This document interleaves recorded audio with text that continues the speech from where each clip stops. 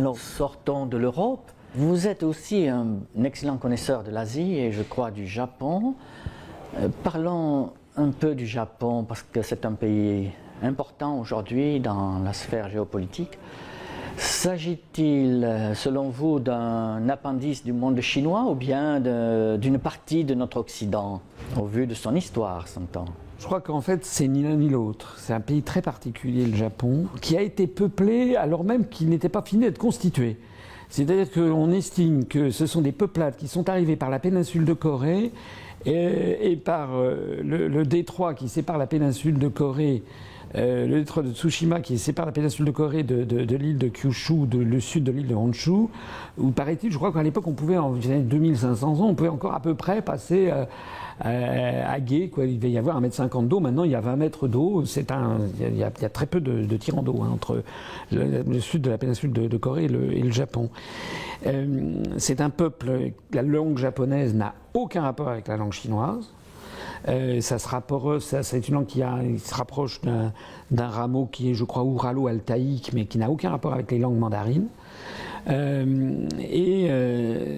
C'est un peuple qui est la même civilisation depuis à peu près 2000 ans, depuis sa création.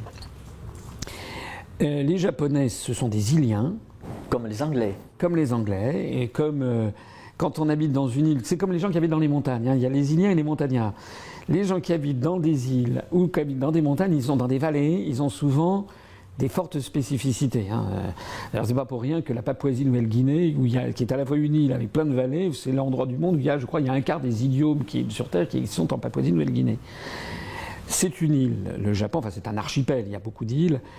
Et qui a une particularité extraordinaire, c'est que c'est un pays qui est le pays qui subit le plus de violences naturelles tout au long de son histoire et tout au long de l'année. C'est un pays qui est balayé par des taifus, c'est-à-dire des typhons. Tai, ça veut dire grand, et fou, le grand vent, fou, qui est ravagé par des tsunamis régulièrement. On l'a vu il y a malheureusement pas très longtemps. Du fait des tremblements de terre, et qui est secoué de tremblements de terre. Moi, j'ai vécu au Japon pendant 1 an et demi.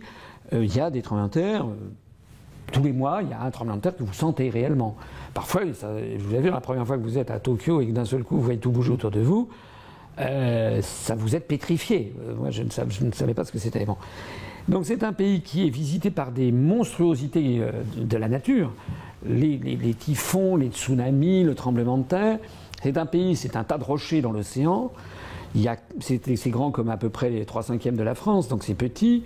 Il y a 80%, c'est les montagnes. Donc la plaine littorale est très, très, très limitée. Le Japon, c'est un pays avec des paysages. Il n'y a pas des grands panoramas, sauf dans l'île de Hokkaido, mais le reste du Japon, c'est toujours des panoramas avec des perspectives limitées, des petits endroits. Bon. Ce pays et les Japonais sont tombés amoureux de leur propre pays, ce pays pauvre d'origine, et avec une religion, le Shinto. Le To, c'est la voix, Shin, les esprits, c'est la voix des esprits, mais c'est le même caractère qui se dit en kami. Et c'est une espèce de religion animiste d'adoration de son propre pays et de la nature. Donc la première religion de base du Japon, c'est ça. Et puis les Japonais sont des gens très curieux, très intelligents. Je parle de façon statistique, hein, c'est toujours... Et au cours des siècles, ils se sont inspirés de ce qui venait de l'extérieur, mais un peu comme une huître perlière.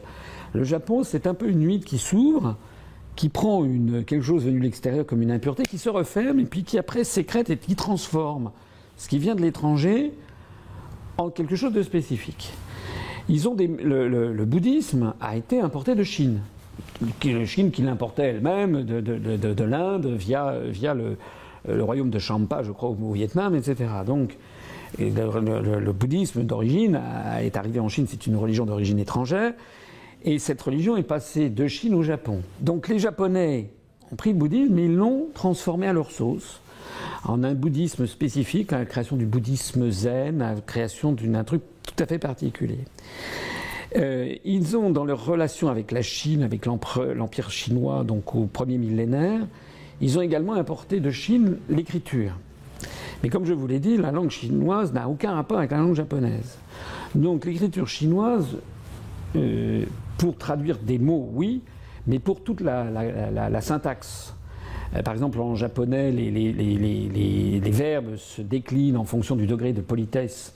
Il y a un degré neutre, un degré poli, un degré super poli, les mots également.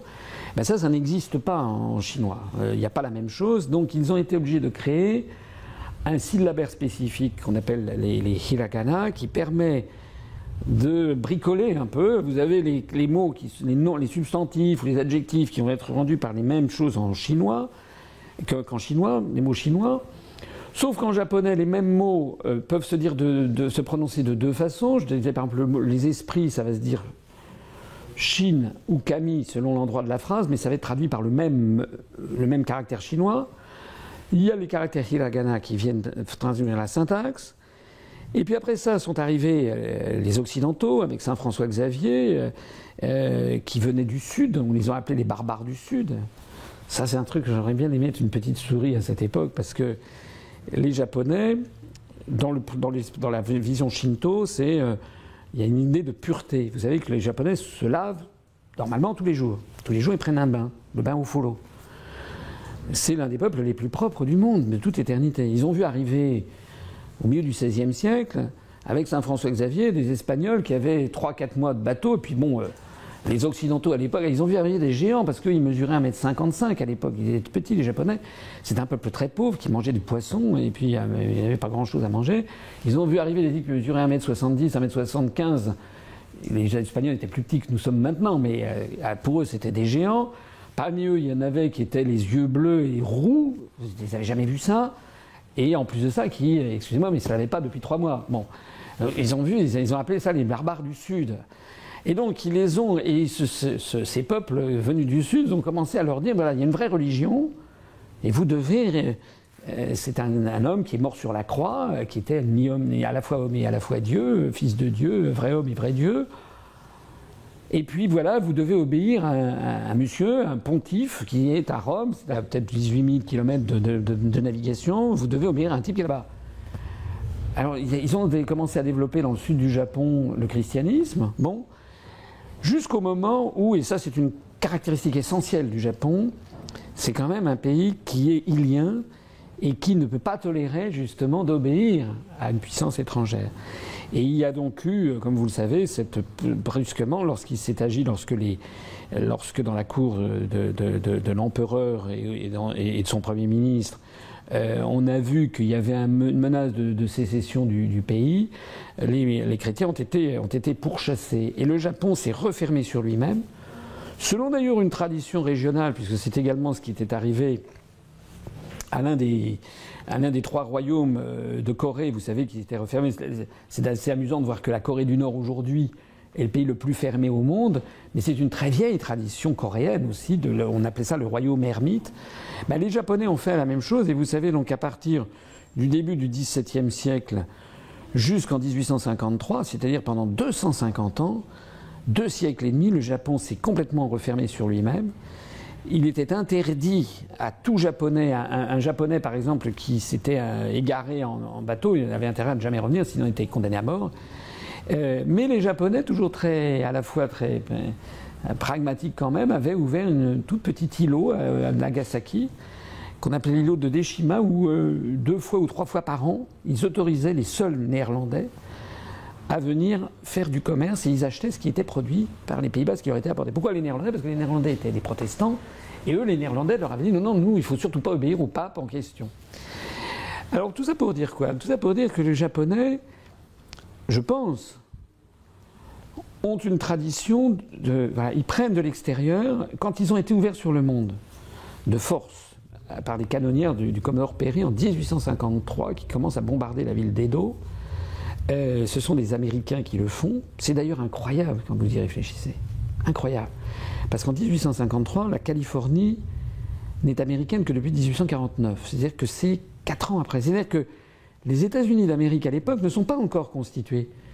L'Arizona, je crois, entrera dans la fédération en 1907. L'Oklahoma n'existe non plus. L'État de Washington et l'État d'Oregon non plus. Donc il n'y a que la Californie qui vient d'adhérer à la fédération américaine. Mais tout le grand ouest américain n'est pas américain. Et l'Alaska non plus. la complétude des États-Unis d'Amérique n'est pas réalisée que déjà, ils envoient par le Cap Horn des navires pour aller bombarder et ouvrir de force au commerce international le Japon.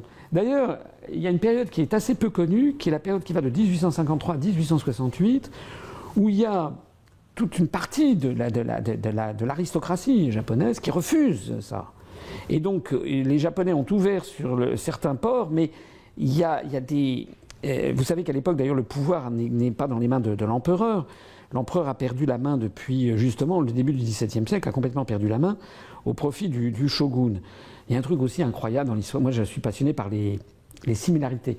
Le grand shogun Ieyasu Tokugawa de la grande famille féodale des Tokugawa prend le pouvoir au début du XVIIe siècle et il décide de refermer le Japon sur lui-même et décide de créer sa capitale, là où il est son origine, c'est la ville de Edo.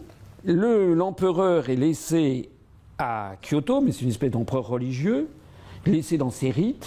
Bon, il est là, il est le descendant de la déesse Amaterasu Mikami, donc de la déesse du soleil, c'est très bien. Il doit faire ses rites quotidiens, il doit faire des concours de haïku, de poésie, mais c'est très très bien, on le laisse comme ça. Le shogun installe sa capitale à lui, à Edo, et il va avoir, au début du XVIIe siècle, cette idée de lutter contre la féodalité en exigeant que tous les féodaux, qu'on appelle les daimyo, viennent tous les ans, passer plusieurs mois à Edo, et quand ils ne sont pas là, ils laissent en otage des femmes ou leurs enfants. Et ils prendront ce fameux Tokaido, là, qui va donner la fameuse...